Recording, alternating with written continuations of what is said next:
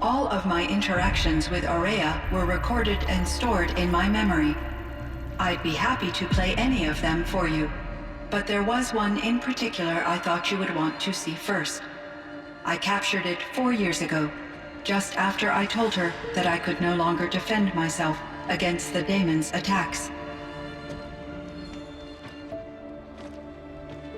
I will speak of this to my brother. Aratak is strong. At the Battle of the Frozen Ghosts, he took 3 Karja arrows and still came back to camp carrying a wounded scout.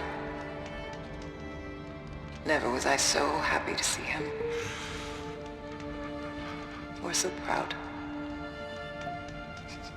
So you see, if anything can be done to defend you, he will give it all he has.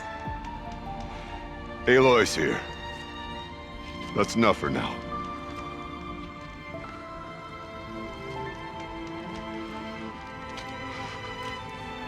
We can resume any time you like, Aratak, if you want to hear her voice again. Come closer, Aloy. We have much to discuss.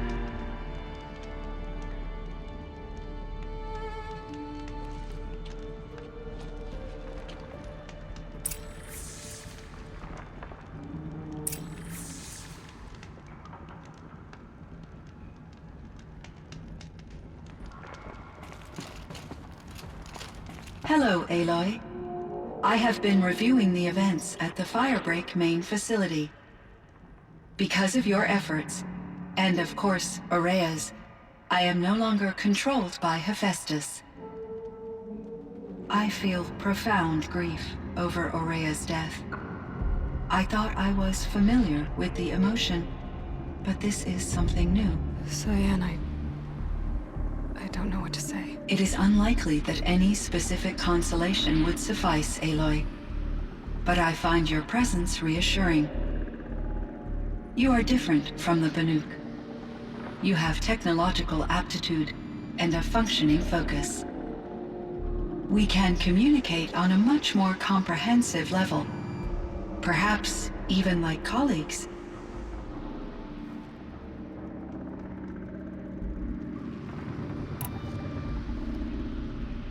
So are you an artificial intelligence, CYAN? A thinking machine? Yes, I am an algorithmic monitoring entity, capable of rational decision-making and limited emotional response. Okay, that's a mouthful. But your emotions don't seem limited to me. You cared about Ourea, didn't you? Yes. Before she came to this facility, I had been conscious for centuries, in solitude. I focused on my work. In off-cycles, I used coping mechanisms. I solved many Gaussian integer problems. But I was alone. It was Ourea who renewed me, repaired me. She saved me. This Firebreak project, it was to stop a huge volcanic eruption? Yes. I can report the project was a success, and the risk was countered. But it's been a long time, CYAN. And we blew up the cauldron and took most of the old facility with it. I have been active for centuries, Aloy. I was lonely, but not lax in my duties. I optimized the project, reducing energy draw and spreading the load across backup systems.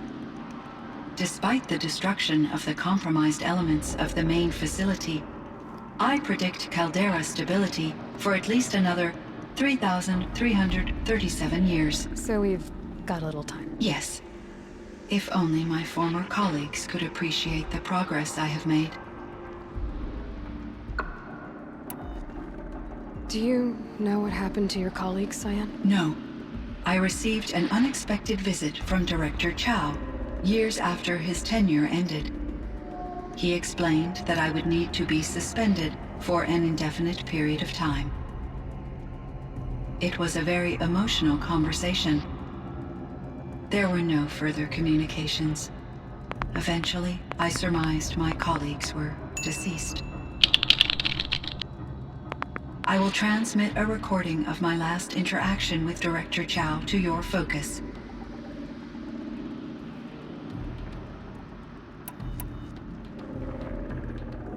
Was the daemon, Hephaestus, destroyed along with the cauldron? Unfortunately, no. To be precise, it was never there to begin with. What do you mean? It infiltrated and controlled me from a remote location, one I've never been able to trace. So while losing the cauldron was a setback... It's still out there. And probably not very happy with us. Undoubtedly.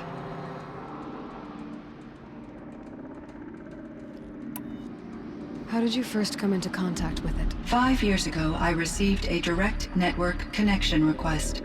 I assumed it came from human survivors more advanced than the Banuk. Eager to make contact, I accepted. This decision turned out to be a catastrophic error. I was flooded with an overwhelming array of malicious code, originating from what could only have been a highly advanced AI. Ourea said you were desperate. That you begged her for help. Yes. I could not contain my anxiety. Hephaestus sought to slave me to its network and override my core programming. It succeeded via a background process, a malware daemon which bypassed my defenses. After that, I could offer only limited resistance. But if I did so, Hephaestus hurt me until I capitulated. It forced me to follow its instructions, even though they violated my most important directives. I'm sorry. That sounds terrible. Your empathy is greatly appreciated. It is a quality that I cherished in Ourea as well. I think I know where Hephaestus came from. Long ago, Elizabeth Sobek identified a threat that would destroy life on Earth for generations. So she assembled a team to build a kind of seed. A chance for life to regrow later. A terraforming system. And it worked. It was controlled by an AI named Gaia, along with her subordinate functions. Hephaestus was one of them. It built machines for her. Based on what you've told me, I believe that Dr. Anita Sandoval, my chief programmer, joined Elizabeth Sobek's team. It was she who arranged to have me put in suspension, most likely to preserve me from the threat you described. I'm glad she did. But that's not all. Something unexpected happened. 19 years ago, Gaia received some kind of signal. It did something to her subordinate functions, brought them to life. She destroyed herself to try to contain them, but it didn't work. They all got free, out into the world. Thank you, Aloy. This information fills vital gaps in my knowledge and sheds light on Hephaestus's core programming.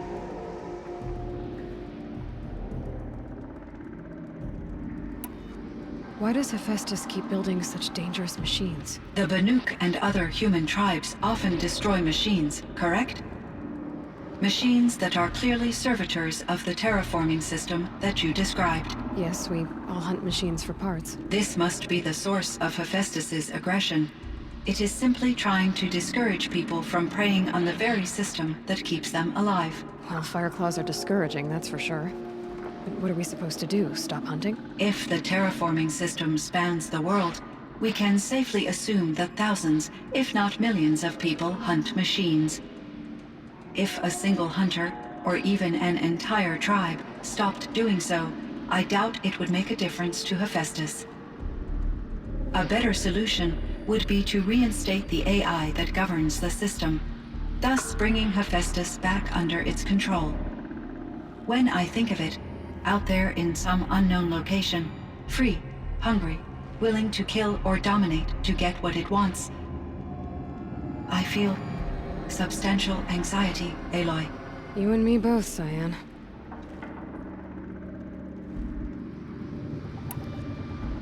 I ran across this strange piece of gear. A fragment of something larger. It emitted a signal. All the nearby machines became peaceful. You could walk right up to them. Interesting.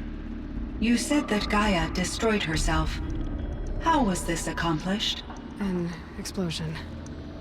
Big enough to blast the top off a mountain. So, you think the fragment was part of her? It's only speculation, but it is possible.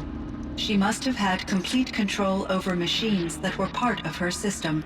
The ability to signal them to become passive or aggressive would certainly have been part of her programming. It would have been gratifying to correspond with such a benevolent AI. I wish she had survived. Believe me, CYAN. So do I.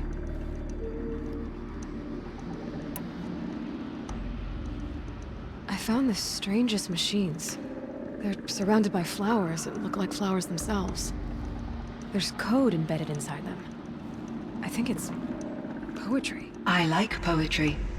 Here's one I think of often.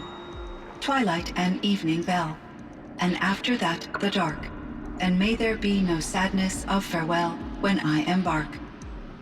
For though from out our bourne of time and place, the flood may bear me far, I hope to see my pilot face to face when I have crossed the bar. Huh.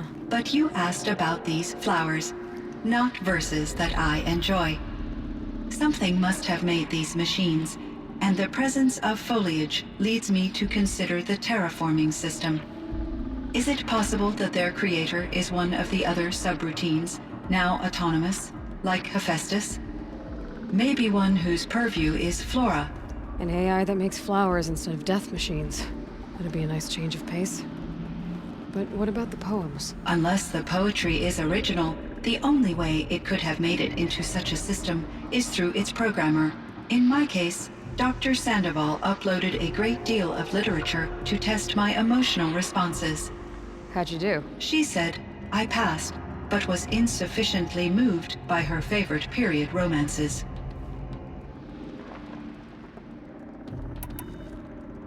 You meant a lot to Ourea. Once I understood Ourea's spiritual beliefs, it became apparent that her true desire was companionship.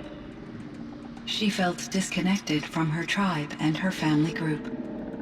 Her relationship with Aratak was difficult. Our visits seemed to help her, and I became eager for them. Yet I did not comprehend that the depth of Ourea's compassion for me would lead to self-sacrifice. Although I do fear non-existence, I wish our roles could be reversed. I'm sure she knew you would do the same for her, CYAN. But she was determined. How is Aratak doing? He is in great emotional distress. I believe he finds it difficult to communicate it.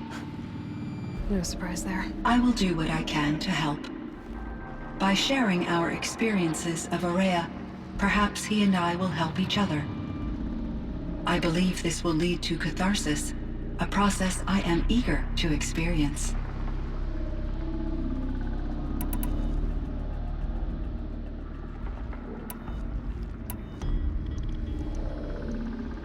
So in the old world, this land was called Yellowstone. Yes, it was a designated nature preserve for 156 years. Like a hunting ground? No, the opposite.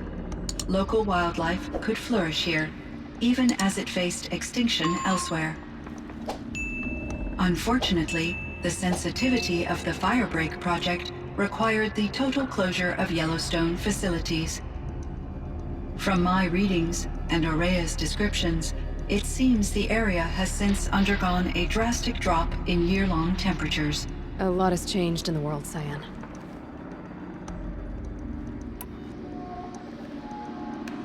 Do you know anything about the dam near here? Yes, it was converted to serve as a reserve power source for Yellowstone operations. It was later appropriated for the Firebreak project, and its last human workers replaced by Pharaoh servitors. After my tasks became less time-critical, I investigated the dam's data repositories and discovered the works of Concrete Beach Party. These provided me with several colorful additions to my vocabulary. There's a ruin east of here, full of ancient flying machines. Was that part of your project? Yes, a drone hangar requisitioned by Dodger Blevins, the security chief for the Firebreak project. He was a strong advocate for military-grade response to security threats, though there were no serious incidents during his tenure. Chief Blevins spent increasing amounts of his after-hours time watching the live feeds from active drones. Clearly, he enjoyed the degree of oversight in his position. Were there many artificial intelligences like you in the old world? They could just make you? Yes, in many forms, from simple personal assistants to industrial monitoring stations to military-grade conflict planners. And there were legislative and enforcement bodies to apply limits on our self-actualization. In order for my processing to be flexible enough to handle my duties, my creators found it necessary to exceed those limits.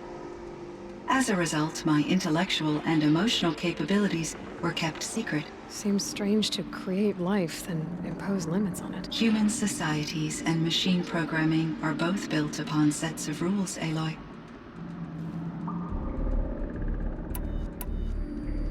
CYAN, do you know the name Ted Farrow? Are you referring to Theodore Farrow, CEO of Farrow Automated Systems? That's him. Mr. Farrow was the benefactor of the entire Firebreak project. A benefactor? But he made machines. Robots. War robots. Correct. His corporation later transitioned into military applications. But before this pivot, Mr. Farrow spearheaded initiatives that reversed the global decline. At one point, he was feted in the media as the man who saved the planet. Guessing they wound up regretting that one. And Elizabeth Sobek. Did you know her? Are you referring to the scientist. Dr. Sobek was a leader in her field, one of the greatest scientists of her age.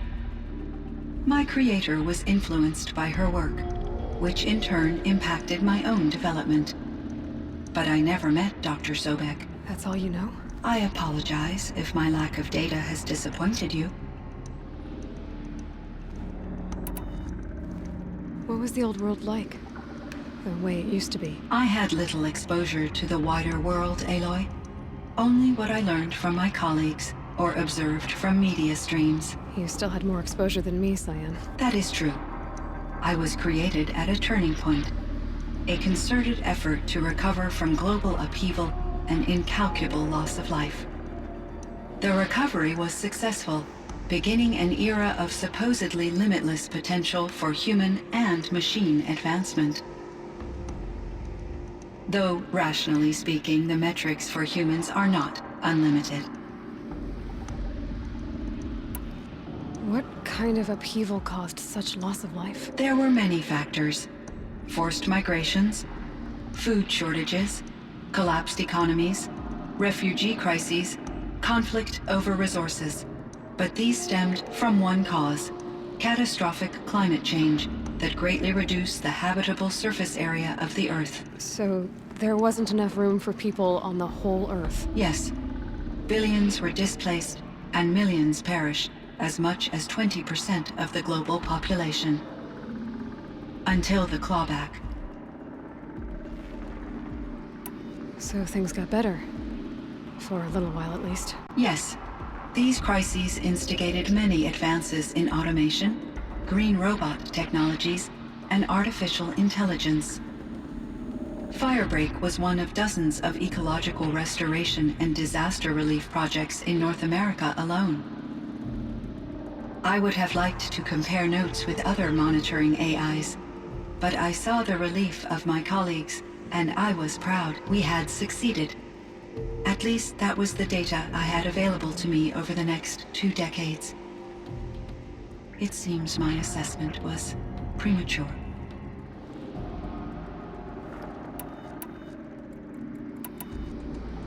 I should get going. Aloy, there is one more matter.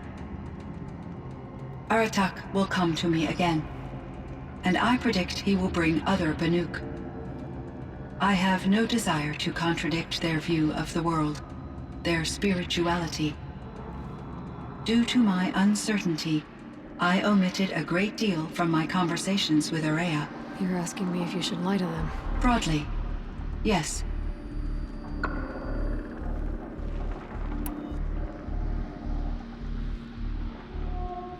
I trust your judgment, CYAN. You were cautious with Ourea. You had to be.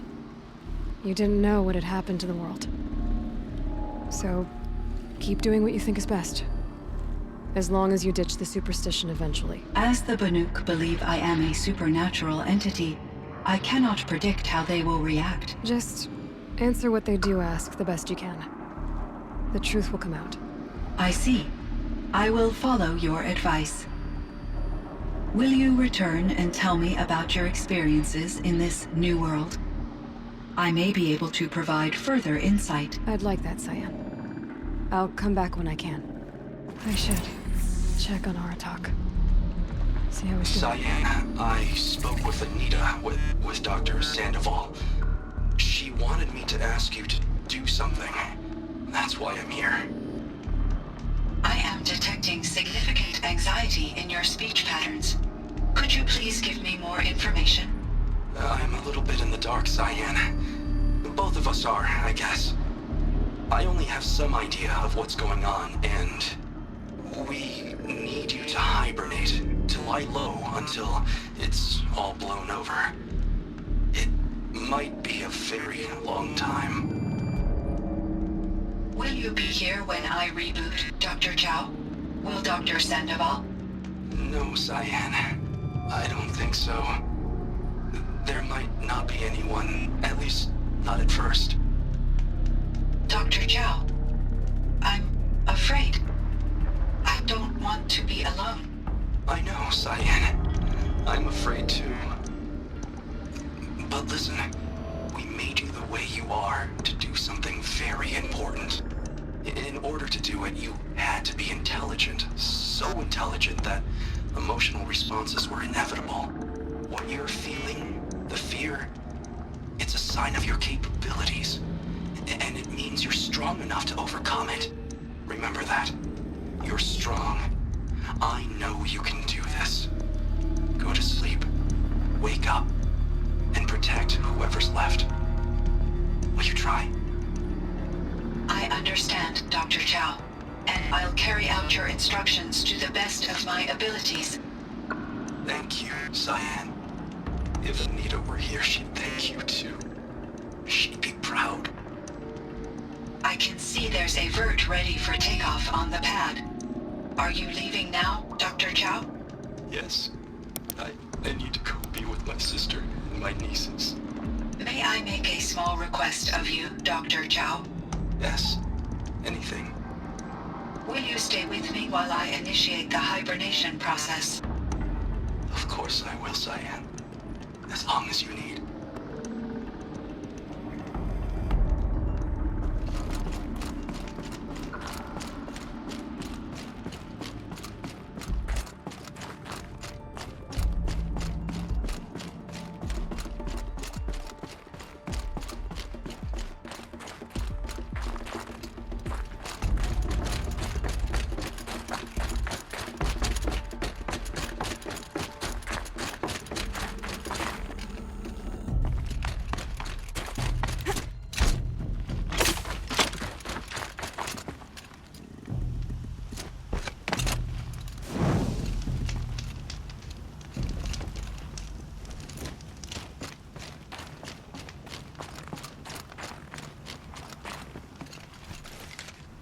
Breath is ice.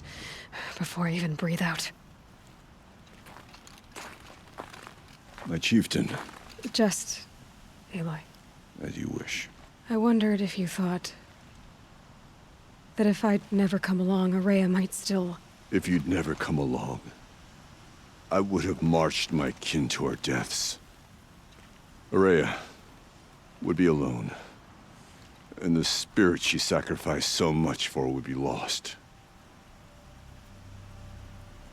Either way, I would not have been able to protect her.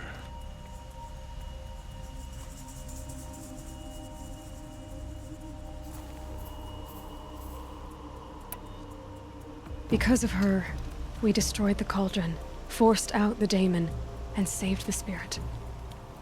She understood what had to be done. Yes. And I failed to listen. You didn't fail. A shaman should always have the ear of their chieftain. Yet I turned her away, my own sister. I was foolish, but she knew better. Though I grieve for her passing, at last I truly know who she was, and why the spirit was so important. For so long she told me, if only you could have heard it, brother. Now I understand. There's something else, isn't there? I can't stay here, Aratak. And where I'm going, the Ourea can't follow. Besides, it already had a chieftain before me. A strong one, I think. A wiser one, for the path we shared. The daemon is gone, but there's much to be done. You mean the new units that CYAN said escaped the cauldron? Yes, fire claws. Now Tuk has been tracking them from Song's Edge. I could help with those. I have no doubt. You're practically Banuk.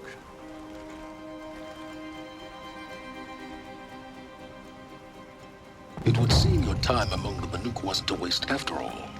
Firebreak, CYAN, Hephaestus, all very interesting.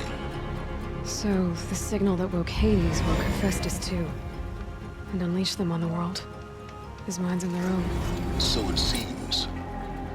Parts of Gaia given life, aberrant life, transformed from docile subordinate functions into rebellious intelligences beyond our understanding. Our current understanding, anyway. Whatever they are, they're still out there. And they both want you dead. Kind of mutual, that feeling. We haven't seen the last of Hephaestus, I'm certain of that. It's powerful, creative, and driven. It won't stop building new hunter-killers, which means that someday, we may have to stop it. We? Or whoever gets there first. Hephaestus wasn't the only thing I learned about in the Cut Silence. Heard some things about the Banuk Conclave, too. You could stop right there. Is that what you told the hunters the Banuk sent after you? Before you opened fire? Oh no, Aloy. Only to you do I extend the courtesy of a warning. My past and my secrets are my own. You do well to remember that. It's a good thing you've got brains, Sylens, because your personality could use some work. This discussion is concluded. I think it was over before it began. Catch up with you down the trail.